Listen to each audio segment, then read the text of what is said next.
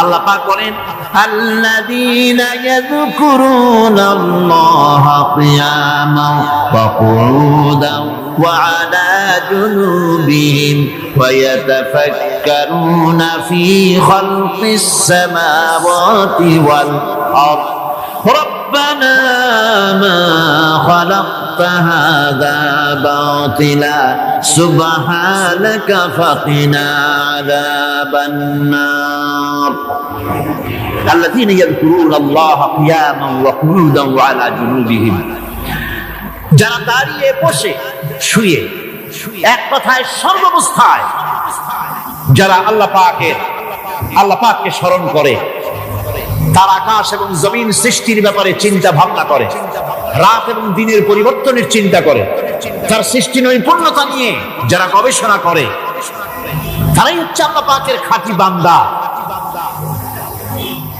একজন সত্যানুসন্ধানী। চোখের সামনে যখন নিখিল বিশ্বে পরমাণু থেকে শুরু করে সূর্য চন্দ্র গ্রহ নক্ষত্র বিশাল আকাশ পর্যন্ত গাছপালা তরুলতা সমুদ্র মহাসমুদ্র পশু পক্ষী ইত্যাদি যখন তার নজরে পড়ে, তখন একজন সত্যের অনুসন্ধানী ব্যক্তি তার মুখ থেকে বেসাক্কা স্বতঃস্ফূর্ত ভাবে নিজের অজান্তে মুখ থেকে যে শব্দটা বেরোয়, সে শব্দটা হচ্ছে আলহামদুলিল্লাহি রাব্বিল আলামিন। সমস্ত প্রশংসা হচ্ছে ওই আল্লাহ পাকের, যিনি এগুলিকে সৃষ্টি করেছেন। আর তিনি কোনো কিছু কি বেকার সৃষ্টি করেন নাই, খামোখা সৃষ্টি করেন নাই, প্রত্যেকটির পেছনে রয়েছে বিরাট বিরাট উদ্দেশ্য। এখানে মানুষের সবচাইতে বড় ভ্রান্তি, মানুষের সবচাইতে বড় ভুল, সেটা হলো এই দুর্ভাগ্যজনক ভাবে সকল সৌন্দর্যের মহাশিল্পী আল্লাহ পাককে মানুষ ভুলে যায়। তারা প্রশংসা করে নদী, প্রশংসা করে নারীর অঙ্গ প্রত্যঙ্গ নিয়ে তারা কবিতা লেখে, নারীর সৌন্দর্য নিয়ে কবিতা লেখে, সাহিত্য রচনা করে, সূর্য নিয়ে, চন্দ্র নিয়ে, চাঁদের মায়াবী জ্যোৎস্না নিয়ে, এর সুন্দর সুষমা নিয়ে কবিতা লেখে, প্রজাপতির রং দিয়ে গান তৈরি করে, ফুলের সৌন্দর্য এবং তার সৌরভ দেখে মানুষ পাগল হয়ে যায়। এগুলির পিছনে গান, সাহিত্য ইত্যাদি কবিতা রচনা করে, কিন্তু এই সৌন্দর্য যিনি সৃষ্টি করেছেন সে আল্লাহ পাককে বেমালুম ভুলে যায়। সেই জন্য স্রষ্টার প্রশংসা করতে হবে। আল্লাহ পাক শিখাচ্ছে, শুরুতেই শিখাচ্ছে আলহামদুলিল্লাহি রাব্বিল আলামিন। পড়েন সবাই আলহামদুলিল্লাহি রাব্বিল আলামিন। আল্লাহ রাব্বুল আলামিন তোমাকে যদি কোনো বিপদ দেন, এই বিপদ থেকে তোমাকে কেউ মুক্ত করতে পারবে না, কেউ বাঁচায় দিতে পারবে না। আল্লাহ যদি তোমার জন্য বিপদ রেখে দিয়া থাকেন, এই বিপদ থেকে বাঁচাবার ক্ষমতা কারো নাই। আর আল্লাহ যদি তোমাকে কোনো কল্যাণ দিতে চান, তাহলে সেই কল্যাণ প্রতিহত করতে পারে, সে কল্যাণের পথে বাধা দিতে পারে। আকাশে জমিনে এমন কেউ নাই। সুবহানাল্লাহ পড়ে। কাজে শক্তি তো সবটাই আল্লাহ রাব্বুল আলামিনের, ক্ষমতা সবটা কার? আল্লাহ সুবহানাহু ওয়া তাআলা। কল্যাণও করেন তিনি, আর অকল্যাণ যদি করেন, সে অকল্যাণ থেকে বাঁচবার উপায় নাই। কল্যাণ যদি করতে চান, ঠেকাবারও কারো উপায়। মুমিন ব্যক্তির আত্মমর্যাদা এভাবে বেড়ে যায় ইমানের কারণে, ইমানের কারণে তার আত্মমর্যাদাটা এত বেড়ে যায় যে সে হক কথা বলতে গিয়া রিজেকের চিন্তা করে না, চাকরির চিন্তা করে না। হক কথাটা যদি বলি, আমি সরকারি চাকরি করি, হক কথা বললে পরে চাকরি থাকবে না। ইমামতি করি, হক কথা বললে পরে চাকরি থাকবে না। এই জাতীয় হীনমন্যতা তার মনের ভিতরে জায়গা পাবে না। যেহেতু কোরআন তারে শিখাইছে, কিসের ভয়? রিস্কের চিন্তা করো। রিস্কের চিন্তা করার কোনো দরকার নাই। কোরআন তোমাকে বলে দিয়েছে, ঈমান এনেছো তুমি যার উপরে, ইন্নাল্লাহা হুয়ার রাজ্জাকু যুল কুওয়াতিল মাতিন। নিশ্চিতভাবে আল্লাহই হচ্ছেন মহান রিজেক দাতা। নিরঙ্কুশ ভাবে রিজেকের চাবিকাঠি তারই হাতে। তা আমার রিজেক যদি আল্লাহর হাতে হয়, এটা যদি বিশ্বাস করি, তাহলে মেম্বারের উপরে দাঁড়িয়ে হক কথাটা বলতে ভয় পাই কেন? চাকরি করি, হক কথাটা বলতে পারি না কেন? সরকারের কাছে আমার রিজেক্ট নয়, সেক্রেটারির কাছে, মুতাওয়াল্লির কাছে আমার রিজেক্ট নয়। আমার খাদ্য কার কাছে? আমার রিজেক্ট কার কাছে? এটা হলো সবচেয়ে বড় ভয়।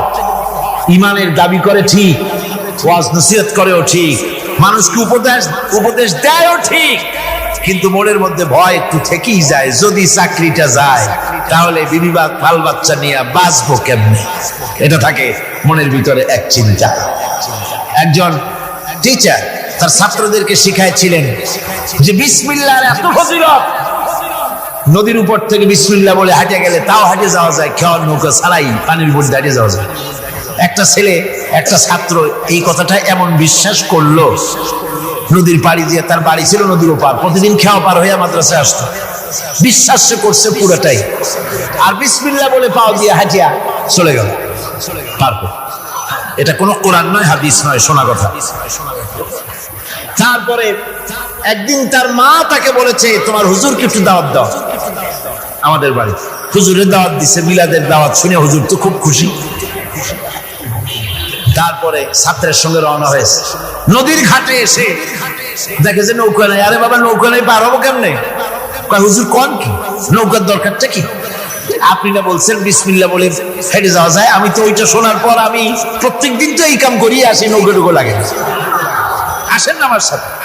ছেলে বিসমিল্লাহ বলে হাঁটা আরম্ভ করছে পানির উপর দিয়ে। ওস্তাদ চিন্তা করতেছে, আমি তো শুধু ওয়াজি করছি, আমল তো করি নাই, কি না কি হয় আল্লাহই জানে। পাজামা হাঁটু পর্যন্ত টাইনিয়া তারপরে বিসমিল্লাহ কয়ে পা দিছে, আর এক ছোটে সুগনি খাইয়া ভিতরে চলে গেছে।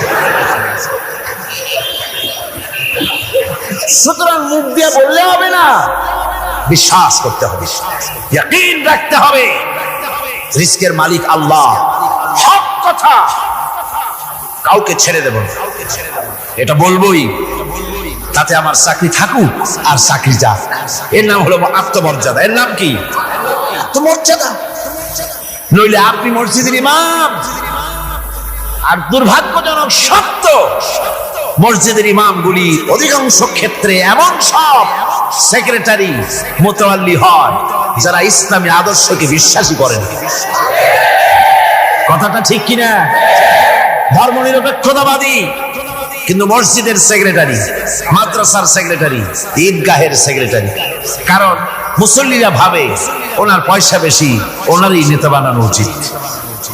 অথচ কোরআন নিষেধ করেছে এমন কোন লোক মসজিদের মুতাওয়াল্লি সেক্রেটারি হতে পারে না যে ব্যক্তি আল্লাহর পথে পরিচালিত নয়, যে আল্লাহকে মানুষের চাইতে বেশি ভয় না করে, যে ব্যক্তির ভিতরে দিন নাই, ইমান নাই, ইসলামী আদর্শ নাই, শুধু পয়সার বিনিময় সেক্রেটারি, মেম্বার, মুতাওয়াল্লি হয়ে বসে আছে, আর ইমাম ভয়ের সঙ্গে কথা বলে না। আছেন এমন? আচ্ছা, মাদ্রাসা, মসজিদ, ওয়াজ মাহফিল, চাকরির জায়গা, কোর্টে, কাছারিতে, আদালতে, সর্বত্র মুমিন ব্যক্তি বলতে পারবে তখন যখন ঈমান বিল্লাহ পোক্ত হবে। আল্লাহর প্রতি ঈমানটা যখন পোক্ত হবে, তখন সে বুঝবে এ চাকরি আমার পায়ের গোলাম। এখানে যদি আমার চাকরি না থাকে, অন্য জায়গা থেকে রিস্কের ব্যবস্থা আল্লাহ পাক আমাকে করে দিবেন। এটাই হচ্ছে ঈমান বিল্লাহর প্রথম উপকারিতা। পয়লা নম্বরের উপকারিতা, মানুষকে পার্সোনালিটি সৃষ্টি হয়ে যায়, তার মধ্যে শক্তি আসে, ঈমানি মজবুতি আসে, তার মধ্যে শখসিয়ত আসে, তার মধ্যে ব্যক্তিত্ব আসে, আত্মমর্যাদা আসে, আত্মসম্ভ্রম সৃষ্টি হয়। এটা হলো পয়লা নম্বরের উপকার। ঈমান আনার জন্য আল্লাহর প্রতি মানুষ ঈমান আনলে পরে 2 নম্বরে যে উপকারটা হয় সেটা হলো মানুষের ভিতর থেকে অহংকার দূর হয়ে যায়। অহংকার থাকে না। যে ব্যক্তি ঈমান বিল্লাহ যার ভিতরে ঢুকে যায়, আল্লাহর ঈমান পরিপূর্ণ রূপে এসে যদি যায়, তাহলে তার ভিতরে অহংকার থাকে না। কেন থাকে না? অহংকার থাকে না এই জন্য, যেহেতু মুমিন ব্যক্তি জানে আল্লাহ রাব্বুল আলামিন জানে, আল্লাহ রাব্বুল আলামিনের সামনে বান্দা জানে, কথা বুঝতে পারে, কোরআন পড়ে জানে যে আমি আল্লাহর সামনে সম্পূর্ণ অসহায়। অসহায় যে যার কিচ্ছু নাই সে কি অহংকার করতে পারে? অর্থ নাই, বিত্ত নাই, কিছু নাই, সে কি অহংকার করে? অহংকার কারা করে? অহংকার করে যাদের অর্থ আছে, বিত্ত আছে, শিক্ষা আছে, বিদ্যা আছে, স্বাস্থ্য আছে, জমি আছে, জমা আছে, বাড়ি আছে, কল আছে, কারখানা আছে, গাড়ি আছে, এরাই না অহংকার করে। কিন্তু ঈমান বিল্লাহ যখন আসি তখন সে বুঝতে পারে আমার শক্তি কোনো শক্তি নয়। ওয়া হুয়াল কাহিরু ফাওকা ইবাদি। সমস্ত আল্লাহ রাব্বুল আলামিন বলছেন সমস্ত বান্দার উপরে কর্তৃত্ব হচ্ছে আল্লাহ পাকের। আল্লাহর কর্তৃত্ব থেকে বেরিয়ে আসার ক্ষমতা কারো নাই। সবচাইতে শ্রেষ্ঠ শক্তি কার? আল্লাহ। ওই আল্লাহ রাব্বুল আলামিন বলেছেন, চ্যালেঞ্জ করেছেন, যদি সম্ভব করতে পারো, অহংকার করতেছো, বড়াই করতেছো, যদি সম্ভব করতে পারো আমার জমিন থেকে বেরিয়ে যাও। যদি সম্ভব করতে পারো, অহংকার তো খুব করো, বাস করো আমার জমিনের উপরে, খাও আমার ফসল, জীবন আমি দিলাম, চক্ষু আমি দিলাম, আমার চোখ দিয়ে দেখো, আমার দেওয়া কান দিয়ে শোনো, আমার দেওয়া বিবেক দিয়ে চিন্তা করো, সব তো আমি দিয়েছি, তারপরেও যদি অহংকার করো। ইয়া মাশারাল জিন্নি ওয়াল ইনসি ইন ইসতাতাতুম আন তানফুযু মিন আকতারিস সামাওয়াতি ওয়াল আরদ فانفذوا لا تنفذون إلا بسلطان। হে পৃথিবীর মানুষেরা, হে পৃথিবীর জিনেরা,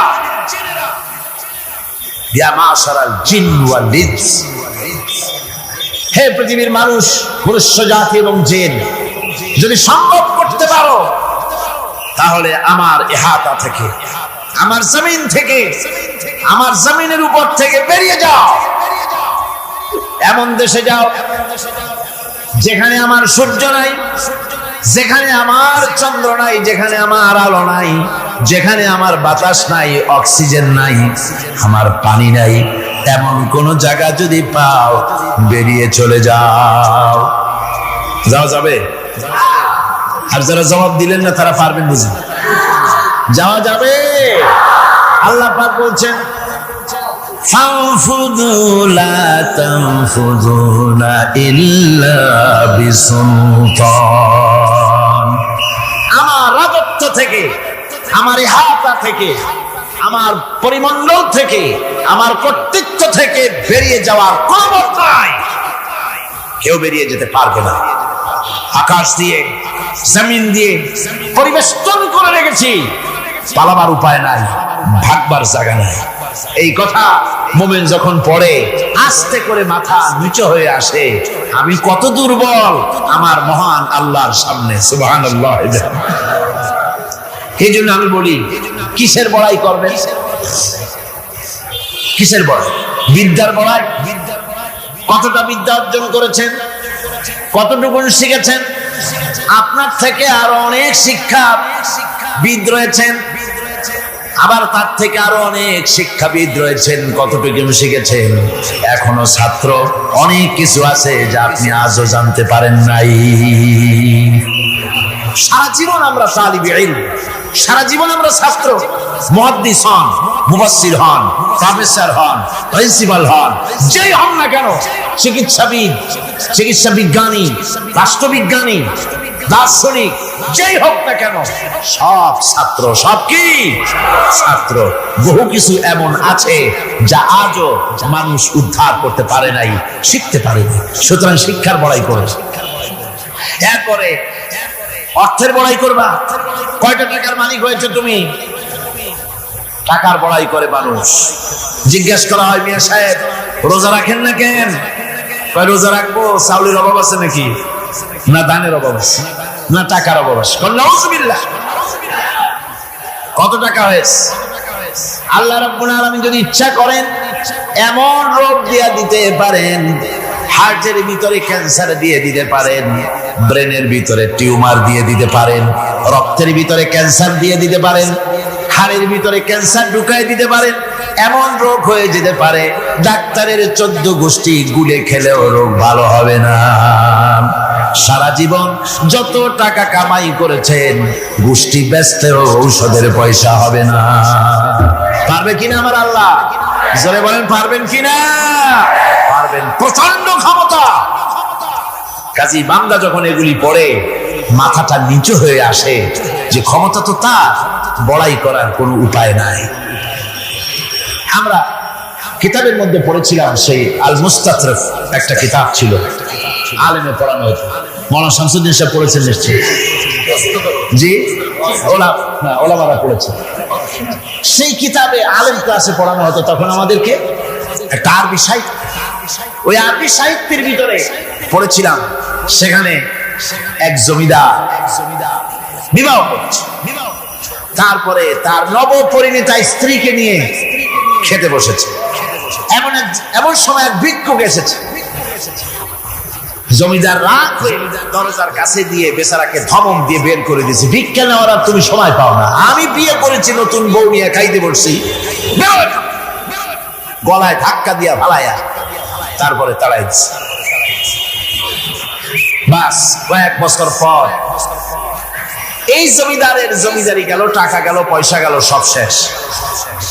বউ পুষবে এমন পয়সাও নাই, বউ তার থেকে বিচ্ছিন্ন হয়ে গেল, বউকে তালাক দিয়ে দিল। দীর্ঘদিন পর এই স্ত্রী বিবাহের একটা প্রস্তাব এলো আর এক জমিদারের সাথে, আর এক এলাকার নতুন এক জমিদার হয়েছে, তার সঙ্গে বিবাহের প্রস্তাব এলো। এরপরে সেই বিয়ে হয়ে যাওয়ার পর নতুন জমিদারের সাথে এই স্ত্রী বসে খানা খেতে বসেছে প্রথম দিন। এমন সময় দরজার কাছে এক ভিখারি এসে হাজির। নতুন জমিদার বলছে, বউ আমরা তো খেতে পারবো, আমাদের খাবারের প্লেটটা আজকে প্রথম তোমাকে নিয়ে খেতে বসেছি, এই খাবারের প্লেটটা ধরেই তুমি ভিখারিকে দিয়ে আসো।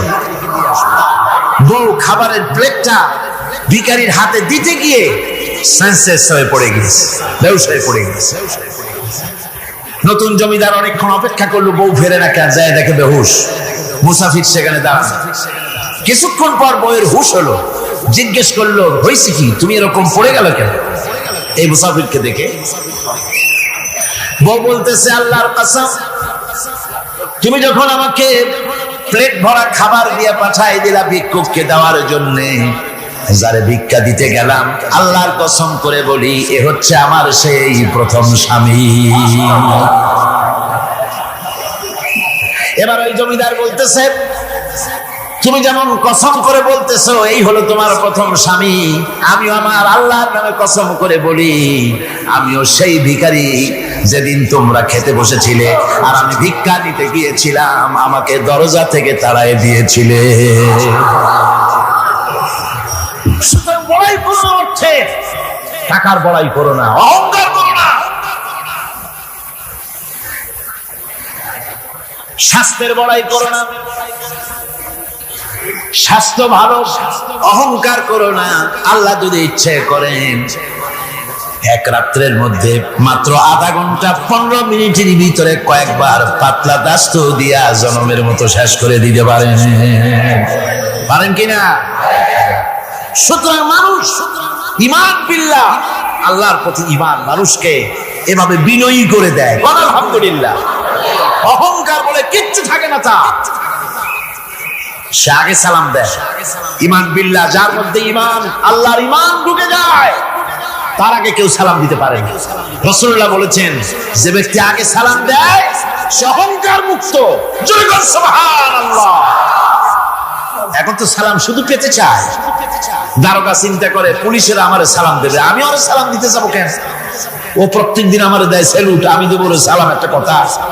এসপি মনে করে ইন্সপেক্টর আমারে সালাম দিবে, আইজি মনে করে এসপিরা আমারে সালাম দিবে, প্রেসিডেন্ট মনে করে মন্ত্রীরা আমারে সালাম দিবে, হুজুররা মনে করে মুরিদরা আমারে আগে সালাম দিবে। না, এটা সুন্নাতের খেলাফ। রাসূলুল্লাহর আগে কেউ সালাম দিতে পারে নাই। জোরে কোন সুবহানাল্লাহ। আগে সালাম দাও।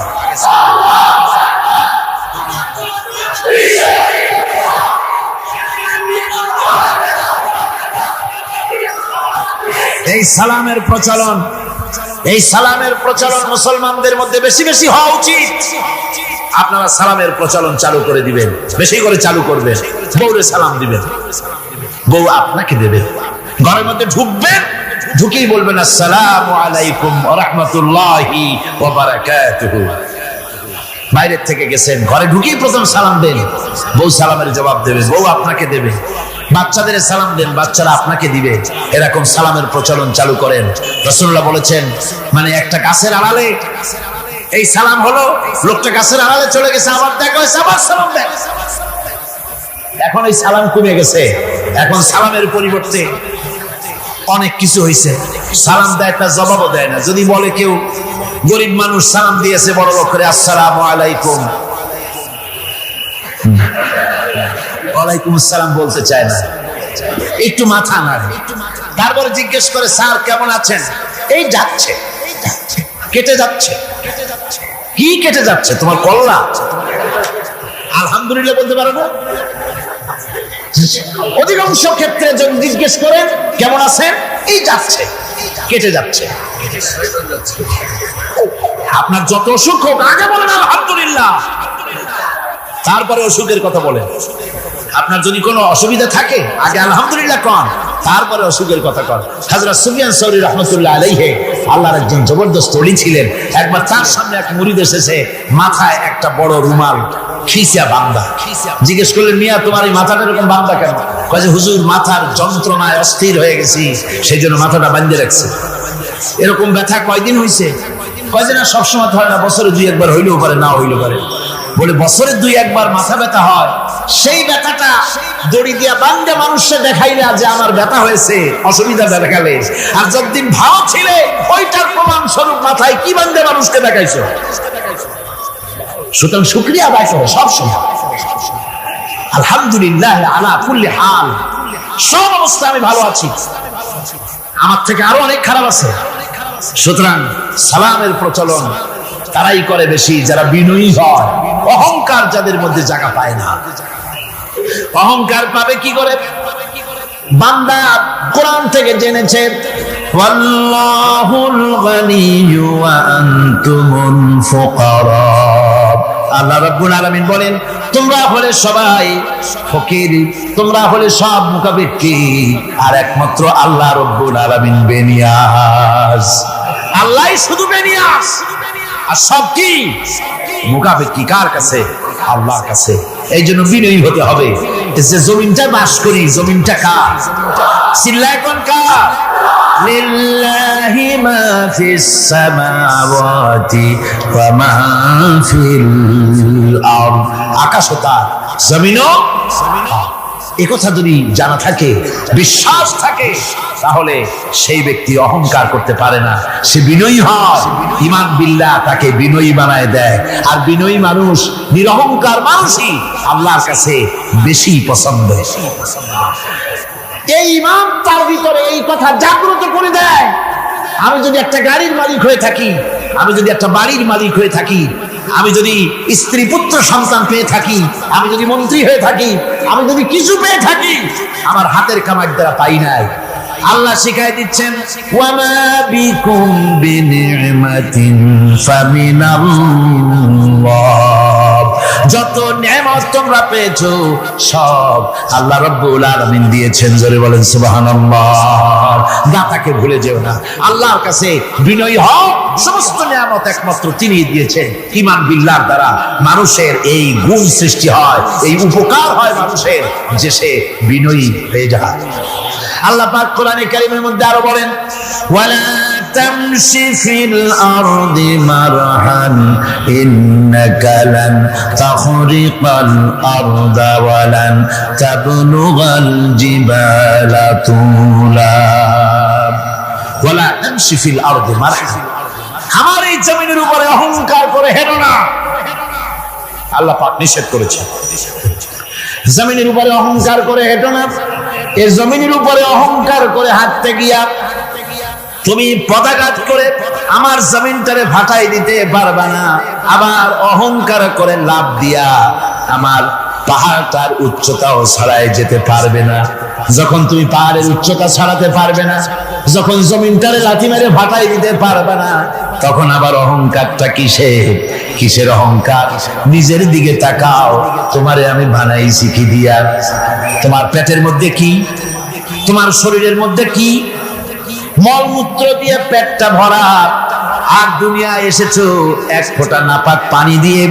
যে নাপাক পানি ফোঁটা শরীর থেকে বেরিয়ে গেলে পরে গোসল ওয়াজিব হয়ে যায়, ফরজ হয়ে যায়, এমন একটা নাপাক পানি যার জন্মের উৎস, তার তো অহংকার করার শোভা পায় না। অহংকার করবেন কেবলমাত্র কে?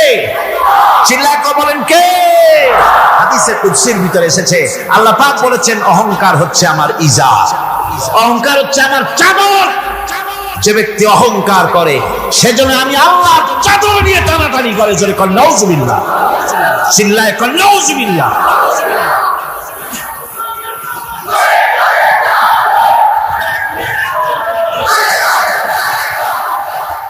আমার বন্ধুগণ, আল্লাহ রাব্বুল আলামিন কোরআনে কারীমের মধ্যে বলেছেন, আমার সঠিক বান্দা যারা, অহংকার তাদের মধ্যে থাকে না। ওয়াইবাদুর রাহমানিল্লাযীনা ইয়ামশুনা আলাল আরদি হাওনা। রহমানের বান্দা যারা, আমি আল্লাহ পাকের গোলাম যারা, তারা জমিনের উপরে খুব বিনয়ের সাথে চলে। তাদের চলাফেরা দেখলেই বোঝা যায় লোকটা বিনয়ী, আল্লাহর বান্দা। সুবহানাল্লাহ। কি বলেন? মানুষের চলাফেরা, চাহনি, ওঠা বসা, কথাবার্তা দেখলেই বোঝা যায় না লোকটা কি চরিত্রে? বোঝা যায়। এক পদের মানুষ আছে গম্ভীর হয়ে বসে থাকে, মনে হয় যেন নবজগা রাসূলুল্লাহ খানের শালা, নামাজ নাই। কি হয়েছে? মাইক এমনি আজকে আমি নিজেও টের পাচ্ছি, আমি মাইকের আওয়াজ নিজেও পাচ্ছি না। মাইকটা ভালো করে দেন মাইকের অপারেটর, আর জোরে সরে একটু জিকির করেন, লা ইলাহা ইল্লাল্লাহ, লা ইলাহা ইল্লাল্লাহ, লা ইলাহা।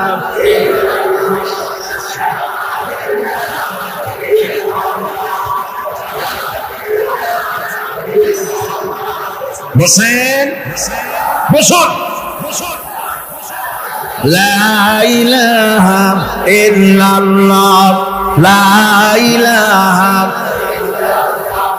লা ইলাহা,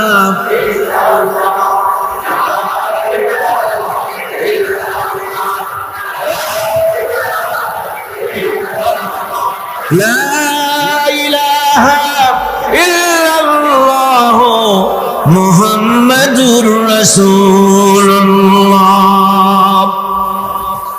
বন্ধুগণ, আল্লাহর প্রতি ঈমান আনলে পরে যে গুণ সৃষ্টি হয়, যে গুণাবলী সৃষ্টি হয়, সেই গুণের মধ্যে 2 নম্বরের গুণটা আমি বললাম, বিনয় এবং বিনম্রতা সৃষ্টি হয়, অহংকার মুক্ত হয়ে যায়।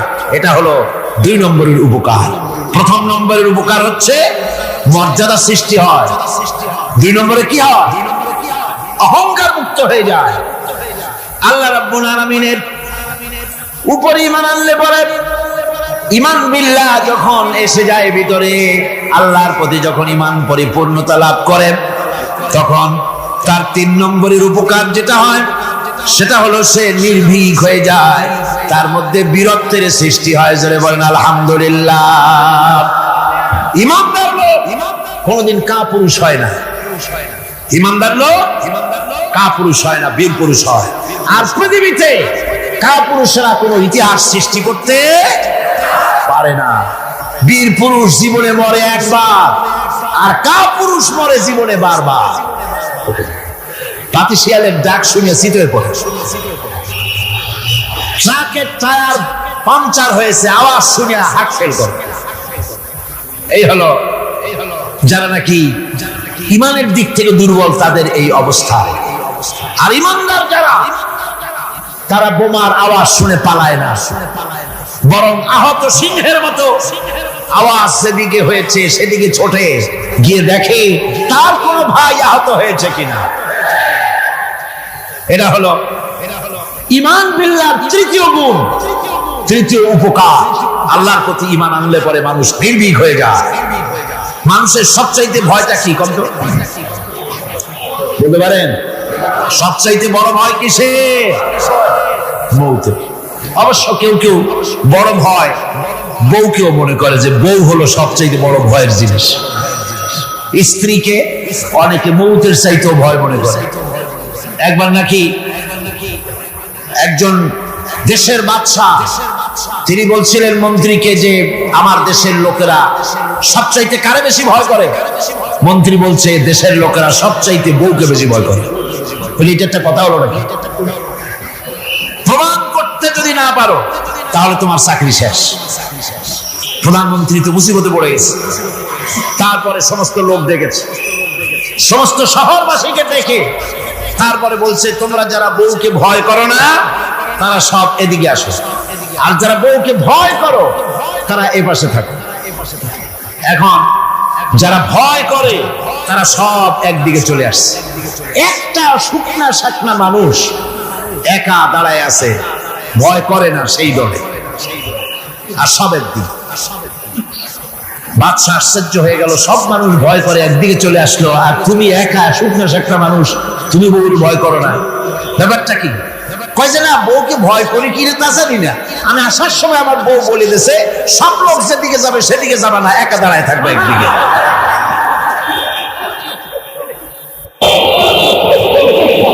মানুষেরা ভয় করার ব্যাপারে ভয়ের নানান রকমের দিক আছে,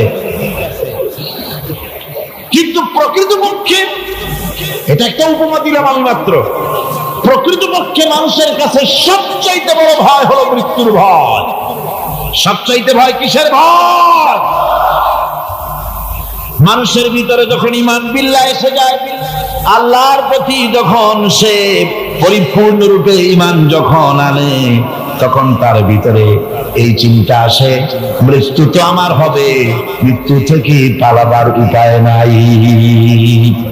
পালাবার উপায় যদি থাকতো তাহলে না হয় অবশ্যই ভয় পেতাম না, কিন্তু মৃত্যু থেকে তো পালাতে পারবো না।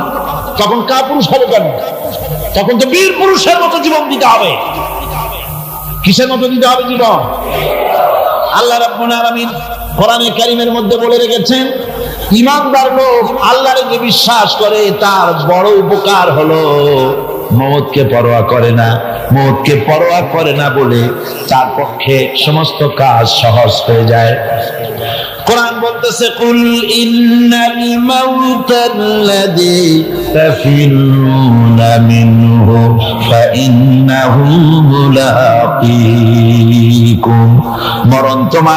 মরণ থেকে পালাও তুমি, মরণ তোমায় লইবে ঘিরি। মরণ থেকে পালাও তুমি, মরণ তোমায় লইবে ঘিরি।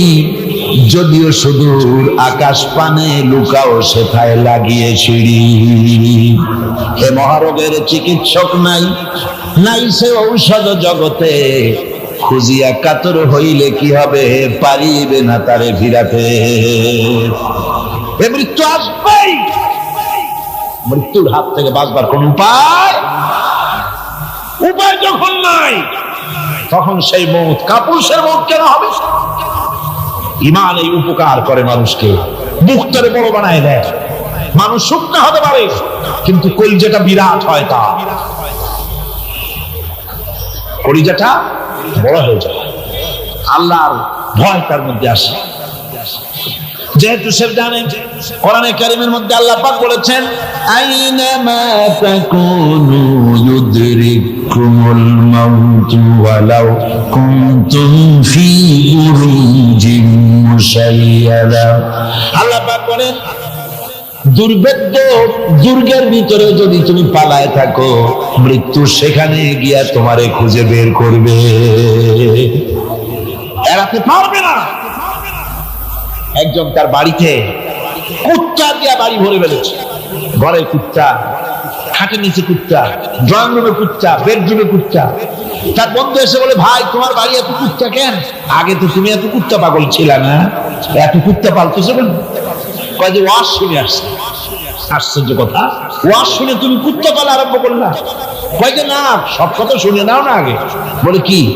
কয় যে ওয়াজের মধ্যে শুনলাম রাসূলুল্লাহ বলেছেন যে বাড়িতে কুত্তা থাকে ঘরের মধ্যে আর প্রাণীর ছবি থাকে, ওখানে নাকি ফেরেশতা আসে না। তা আমি কুত্তা রেখে দিছি, ঘরের থেকে বাইর হই না, আজরাইল আসতেও পারবে না, আমার জানও কবজ হবে। বন্ধু ছিল খুব চালাক। বন্ধু কয় যে ও কুত্তাওয়ালা বন্ধু, বুঝলাম আজরাইল আসবে না, কিন্তু কুত্তা কি কিয়ামত পর্যন্ত বাঁচে না মরে? কয় যে না ভাই, কুত্তা তো মরে। কয় কুত্তা মারে যে ফেরেশতায়, তোমারে মারবে সেই ফেরেশতায়।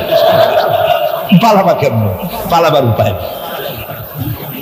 যেখানেই থাকে, বাড়িতে হোক, গাড়িতে হোক, দেশে হোক, বিদেশে হোক, মৃত্যু যখন আসবে, মৃত্যুর হাত থেকে এড়াবার কোন উপায়।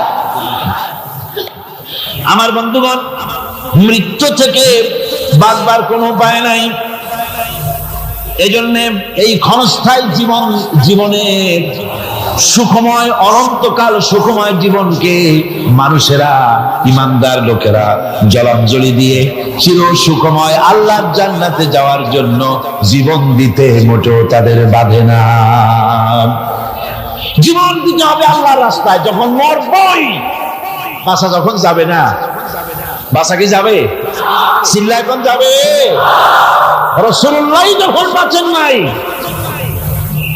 কত বড় কথা, আল্লাহ রাসূল যখন বাঁচেন নাই, তো পৃথিবীতে কে বাঁচবে? রাসূলের যখন ইন্তেকাল হয়েছে, সবাইকে মরতে হবে, কোনো সন্দেহ নাই। সন্দেহ আছে? মরা লাগবে। সেই মওতটা ঈমান বিল্লাহ, আল্লাহর প্রতি ঈমান আনলে পরে ওই মওতের ভয় আর থাকে না। মনটা তখন নির্ভীক হয়ে যায়, সে বীর হয়ে যায়। তখন তার মন বলে, মরা যখন লাগবে, জীবনটা যিনি দিয়েছেন তার জন্য দিয়ে দেই না কেন? জীবন যিনি দিয়েছেন তার জন্য দিয়ে দেই। বদরের যুদ্ধ, রাসূল কারীম সাল্লাল্লাহু আলাইহি ওয়াসাল্লাম লোক তৈরি করতেছে, সৈন্য রিক্রুট করতেছেন। বদরের যুদ্ধ, আমার ভাইরা, চারটিখানি কথা নয়, বদরীদেরকে আল্লাহ মাফ করে দিয়েছেন। সুবহানাল্লাহ। বদরের যুদ্ধ বড় মারাত্মক যুদ্ধ। এই জিহাদ হবে, বাপ তরবারি ধরবে ছেলের বিরুদ্ধে। মক্কা থেকে ছেলে আসছে কাফের, ছেলে তরবারি ধরবে বাপের বিরুদ্ধে, মামু ধরবে ভাগ্নের বিরুদ্ধে, ভাই ধরবে ভাইয়ের বিরুদ্ধে। এটা কি আপনি সোজা মনে করেন? সোজা মনে করেন? আমার বন্ধুগণ, বদরের যুদ্ধ শেষ হয়ে যাওয়ার পর হযরতে আবু বকর সিদ্দিক রাদিয়াল্লাহু তাআলা আনহুর সঙ্গে ছেলে আব্দুল্লাহর দেখা হয়ে গেল। ছেলে তখনও কাফের। ছেলে বলে, বাবাজি, আমার আব্বা আবু বকর বদরের প্রান্তরে, আমি আমার তরবারির সামনে আপনাকে কয়েকবার পেয়েছিলাম, কিন্তু আপনি আমার পিতা বলে আমি কিছুই করতে পারি নাই। হযরত আবু বকর বলেন, আব্দুল্লাহ রে শোনো, আল্লাহর কসম করে বলি, তুমি তো আমারে তরবারির সামনে পেয়ে ছেড়ে দিয়েছো, কিন্তু আমি আমার বাবুদের কসম করে বলি, বদরের মাঠে একটি বারও যদি আবু বকরের চোখের সামনে তুমি পড়ে যেতে, আল্লাহর কসম আমার তরবারি তোমারে মাফ করে দিত না।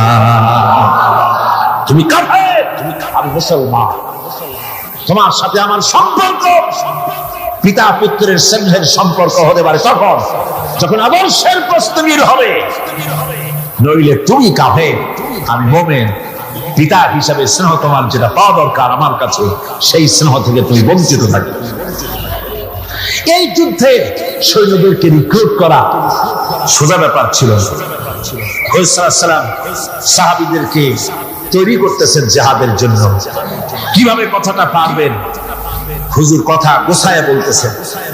হযরত বর্ষিয়ান সাহাবী হযরত মিকদাদ রাদিয়াল্লাহু তাআলা আনহু হুজুরের অবস্থা বুঝতে পারতেছেন। হযরত মিকদাদ দাঁড়িয়ে গেলেন হুজুরকে সাহস দেওয়ার জন্য। হযরত মিকদাদ দাঁড়িয়ে গিয়ে বলছেন, ইমদি বিনা ইয়া রাসূলুল্লাহ হাইসুমা তাশা, হাইসুমা আমারাকাল্লাহ। হে রাসূল, আপনি আমাদের নিয়ে চলুন যেদিকে আপনার খুশি, অর্থাৎ আল্লাহ আপনাকে আমাদেরকে নিয়ে যেদিকে যেতে বলেন সেদিকে নিয়ে যান। ইন্না লা নাকুলু লাকা কামা ক্বালা বনি ইসরাঈল লিমূসা আলাইহিস সালাম ইযহাব আনতা ওয়া রাব্বুকা ফাকাতিলা ইন্না হাহুনা কাঈদুন। আমরা মুসা আলাইহিস সালামের উম্মত না। সুবহানাল্লাহ। হুজুর কি খুশি হচ্ছেন এই বক্তৃতা শুনে, মিকদাদের বক্তৃতা শুনে হুজুর কি খুশি হচ্ছেন। হযরত মিকদাদ বলছেন, হুজুর আমরা মুসা আলাইহিস সালামের উম্মত না। মুসা আলাইহিস সালামের উম্মতরা বলেছিলেন, হে মুসা তুমি আর আল্লাহ আর জিবরাইল এই তিনজনই গিয়ে ফেরাউনের মোকাবেলা করো, আমরা পারবো না। আমরা এই কথা বলবো না। বল ইযহাব আনতা ওয়া রাব্বুকা ফাকাতিলা ইন্না মাআকুমা মুকাতিলুন। হে রাসূল, বরং আমরা বলি আপনি চলুন আমাদেরকে নিয়ে, আপনার রব আপনাকে যেদিকে যেতে বলে আমাদেরকে নিয়ে চলুন, আমরা আপনার সাথে থেকে কাফেরদের বিরুদ্ধে লড়াই করব, তরবারি চালাবো ততক্ষণ পর্যন্ত মা দামাত আইনু মিন্না তাতারাব, যতক্ষণ পর্যন্ত থামো, যতক্ষণ পর্যন্ত চোখের একটা পাতাও নড়ে, যতক্ষণ পর্যন্ত চোখের একটা পলক পড়ে ততক্ষণ পর্যন্ত যুদ্ধ চালাতে থাকবো। অর্থাৎ নাক দেয়া নিঃশ্বাস যতক্ষণ আসে আর যায় আপনার সপক্ষে তরবারিগুলি ঝলসে উঠবে। চলেন আমাদেরকে নিয়ে যেদিকে আপনি যেতে চান। রাসূলুল্লাহ কি যে খুশি হলেন, সুবহানাল্লাহ। আল্লাহর নবী দারুণ খুশি হয়ে গেলেন। নবীজি বললেন, ও সাহাবীরা, তোমাদের মন মানসিকতা যখন এই রকম, তাহলে কুমু বিনা ইলা জান্নাতিন জান্নাতুন আরদুহা কাস সামাওয়াতি ওয়াল আরদ। কুমু বিনা ইলা জান্নাতিন, ওঠো চলো আমার সাথে সেই বেহেশতের দিকে, যেই বেহেশতটা ওই বিশাল আকাশের চাইতে, এই জমিনের চাইতে অনেক অনেক বড়। সেই বেহেশতে যাওয়ার জন্য চলো আমার সাথে, ওঠো দাঁড়াও। ফাকামা উমাইর বিন হামাম ওয়া কানা ইয়াকুলু তামার। হযরত উমাইর ছিলেন এক যুবক। দেখেন না এই যে যুবকরা দাঁড়ায় আছে, অনেক এইরকম একজন যুবক দাঁড়িয়ে খরমা খাচ্ছিলেন। যুবকরা যেমন দাঁড়ায় দাঁড়ায় বাদাম খায়, ছোলা ফেলায় দেয়, ওইরকম দাঁড়িয়ে দাঁড়িয়ে তিনি খরমা চাবাচ্ছিলেন আর খরমার বিচিগুলি ফেলায় দিচ্ছিলেন। তিনি বললেন, অকালা বাখবাহ। উমাইর বলছেন, বাখবাহ হলো আঞ্চলিক শব্দ, এর অর্থ হচ্ছে আয় মা আযমাহু ওয়া মা আহসানাহু। হে রাসূল, কি সুন্দর কথা আপনি বললেন, কি বড় কথা আপনি বললেন। আপনার সঙ্গে জিহাদে গেলে, শহীদ হলে এমন জান্নাত পাবো যে জান্নাতটা হবে ওই আকাশের চাইতে অনেক বড়। ওয়াল্লাহি, আল্লাহর কসম, হাত্তা আকুলাহুন্না ইন্নাহা লাহায়াতুন তাবিলা। আমি যদি এই সমস্ত খরমাগুলি খেতে যাই, তাহলে আমার হাতে যতগুলি খরমা আছে এই সবগুলি খরমা যদি খেতে যাই তাহলে তো বেহেশতে যেতে দেরি হয়ে যাবে। হাতের সবগুলি খরমা নিক্ষেপ করে ফেলে দিয়ে জিহাদের ময়দানে ঝাঁপায় পড়ে। আমার বন্ধুগণ, জিহাদের ময়দানে ঝাঁপায় পড়ে হযরত ওমর লড়তে লড়তে নিজে ওমর হযরত ওমরের শাহাদাত বরণ করলেন। তিনি শহীদ হয়ে গেলেন। জিহাদের শেষে যখন শহাদায়ে বদর, যখন জানাজা হবে, একজন সাহাবী দেখিয়ে দিলেন, হুজুর এই হলো সেই ওমর যিনি জান্নাতের খোঁজ খবর শুনে হাতের খরমাগুলি খাওয়ার সময় পায় নাই। খরমাগুলি সব খাইতে গেলে জান্নাতে যেতে দেরি হয়ে যাবে, এই জন্য খরমা ফেলে দিয়ে জিহাদে অংশগ্রহণ করেছিল। এই হলো সেই উমাইরের লাশ। আল্লাহর নবী হযরত উমাইরের দিকে আঙ্গুল দিয়া বললেন, উমাইর, যেই জান্নাতের জন্য খরমা খাওয়ার তক তোমার সয় নাই, তাড়াতাড়ি করে এসে শহীদ হয়েছো। আমি নবী সাক্ষী দিচ্ছি, ইন্নাকা মিন আহলিহা, আমি সাক্ষ্য দিচ্ছি অবশ্যই তুমি আল্লাহর জান্নাতি, অবশ্যই তুমি বেহেশতে যাবে। সুবহানাল্লাহ, তুমি বেহেশতে যাবে। সুতরাং আল্লাহর রাস্তায় যারা জীবন দেয়, ঈমান বিল্লাহর কারণে তার ভিতরে ঈমান মজবুত হয়ে যায়, মৃত্যুকে পরোয়া করে না। মৃত্যু হয় তার পায়ের বৃত্ত, মৃত্যু আমার গোলাম, মরা আমার লাগবেই। জীবনটা যিনি দিয়েছিলেন, জীবনটা তাকে দিতে, তার রাস্তায় দিতে আপত্তি আছে? চিল্লা এখন আপত্তি আছে? আমার বন্ধুগণ, আল্লাহর রাস্তায় যারা এভাবে জীবন দেয়, ওদের সম্পর্কে রব্বুল আলামিন বলেন, ওয়ালা তাহসাবান্নাল্লাযীনা কুতিলু ফি সাবিলিল্লাহি আমওয়াতান বাল আহইয়াউন ইনদা রাব্বিহিম ইউরযাকুন। যারা নাকি আমার রাস্তায় জীবন দিল, আমার রাস্তায় যারা জীবন দিয়েছে, নিহত হয়েছে, তাদেরকে তারা মৃত্যু হয় নাই, বরং তারা জীবন লাভ করেছে। এই মরণের বিনিময় আর এক জীবন তারা লাভ করেছে, যেই জীবনে তারা আল্লাহর কাছে চলে গেছে এবং রব্বুল আলামিনের কাছ থেকে তারা রিজেক প্রাপ্ত হয়। আল্লাহর কাছে তারা রিজেক পায়। আর এই মৌত হচ্ছে শ্রেষ্ঠ মৌত, শাহাদাতের মৌত। কিসের মৌত? শাহাদাতের মৌত। আমার বন্ধুগণ, জীবনের পরোয়া মুমিনের সবচেয়ে বড় উপকার। আল্লাহর পর ঈমান আনার জীবনের পরোয়া সে করে না, কারণ রাসূলুল্লাহ বলেছেন শাহাদাতের মৌতের যন্ত্রণা, শরীরে যদি কেউ চিমটি কাটে, খামসি কাটে, একটা চিমটি দিলে যতটুকু ব্যথা লাগে, মৃত্যুর শোভা, শাহাদাতের এই মৃত্যুর যন্ত্রণা এর থেকে বেশি কিছু না।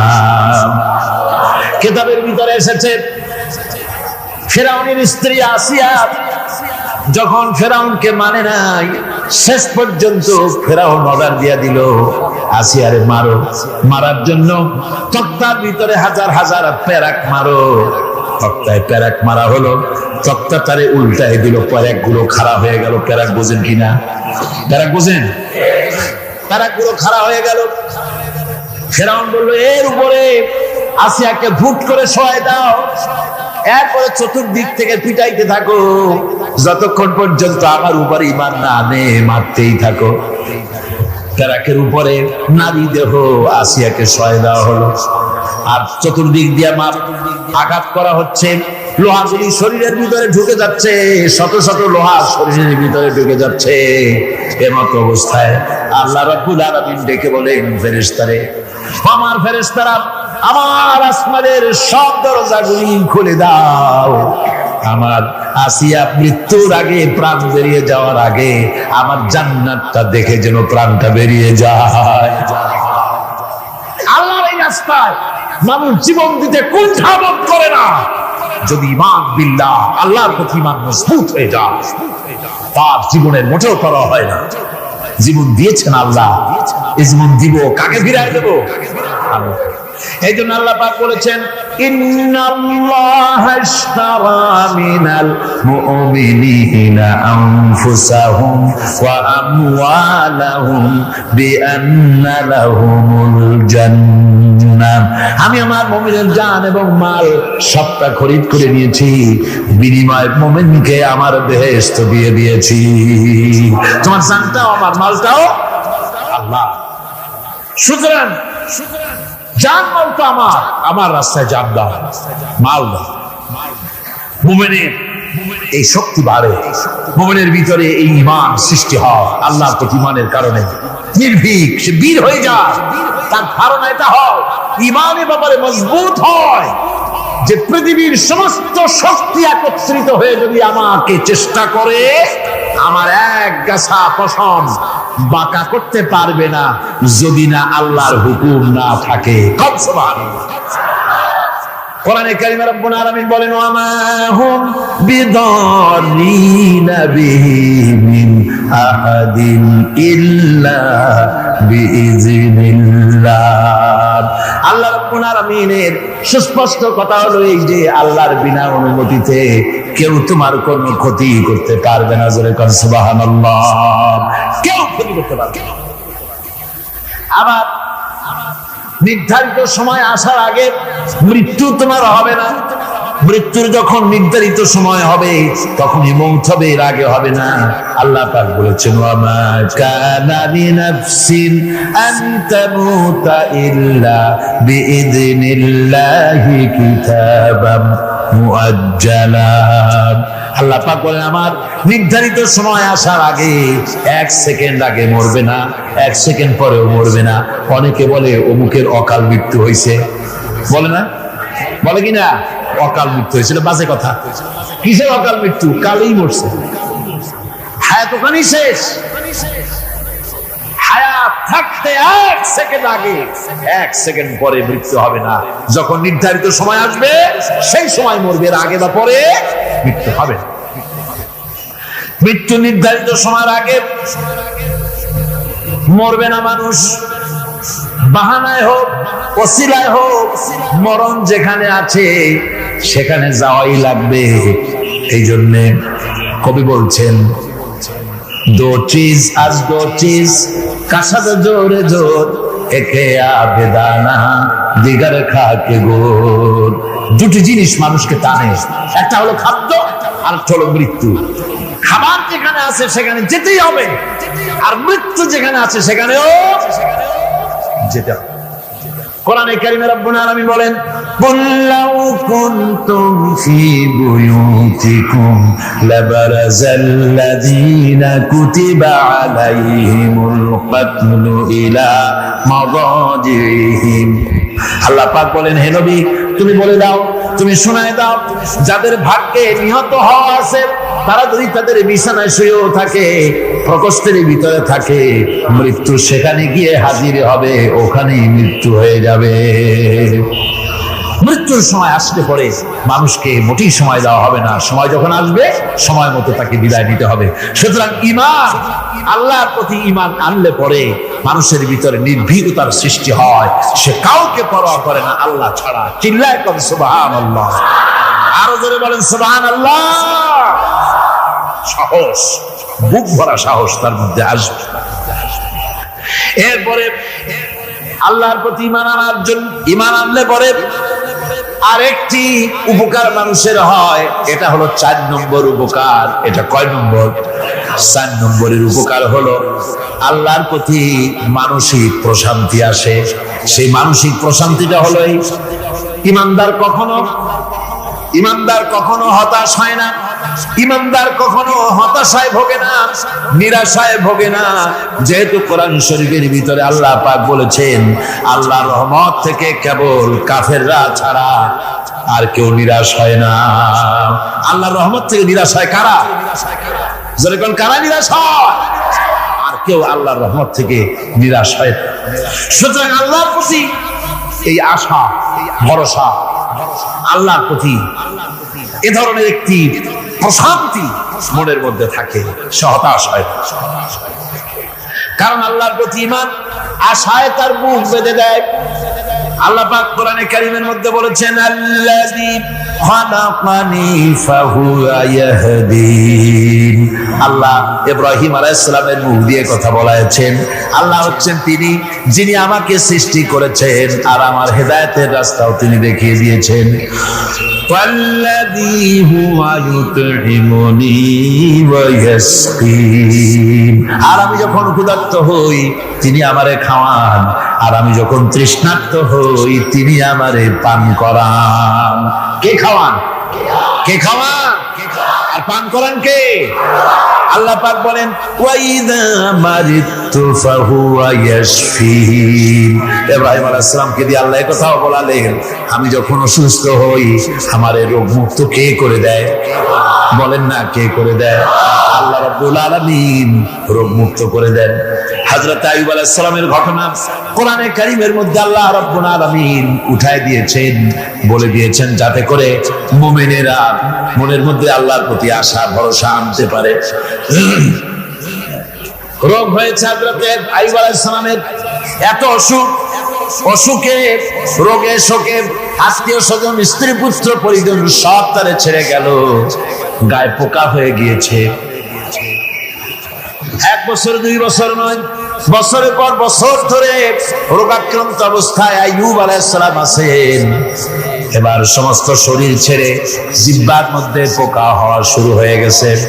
হযরত আইয়ুব আলাইহিস সালাম জিহ্বায় যখন পোকা শুরু হয়ে গেল, আল্লাহর দরবারে তখন তিনি ফরিয়াদ করে বলেছিলেন, রব্বুল আলামিন, সারা শরীরে পোকা ধরলো, শরীর জড়া হয়ে গেল, রোগে শোকে শেষ হয়ে গেলাম, কোনো শিকায়ত করি নাই, এবার তো কথা না বলে পারি না। মাবুদ, তুমি দয়া করে আমার জিহ্বায় পোকা দিও না, আমার জিহ্বাটা পোকা ধরেছে, দয়া করে পোকা জিহ্বায় দিও না, কারণ আমার জিহ্বায় যদি পোকা হয়ে যায় তাহলে তোমার মতো আল্লাহর জিকির আমি কি দিয়া করব?